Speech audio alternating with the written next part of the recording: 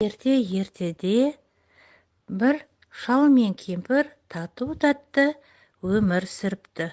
Бір күні шалдың бауырсақ жегісі келіп, кемпірін шақырып: Кемпірім, ау, не дейсің?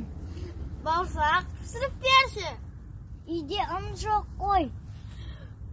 Онда қаптың түбін қырып, ыстық бауырсақ істеп берші. Жарайды.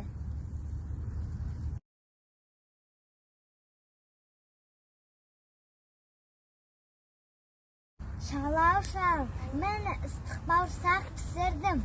Ыстықтар екен ғой, терезеге қой. Содан соң шаймен отырып ішеміз. Уақытқа дейін мен шаруаларын тындырып келейін. Терезенің алдында тұрған бауырсақ терезеден домалап жерге түсіпті. Одан ары қарай орманға қарай домалай жөнеліпті. Домалап келе жатса, алдынан қоян шығыпты.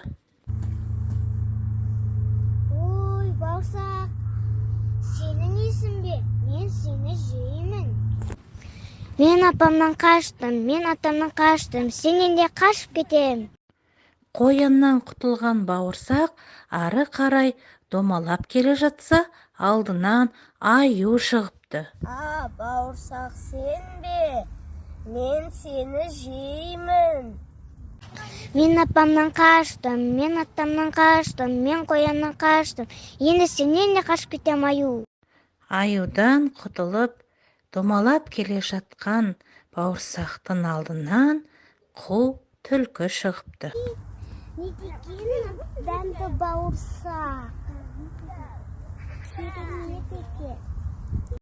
Қу түлкі өзінің қулығының көмегімен бауырсақты жеп қойыпты.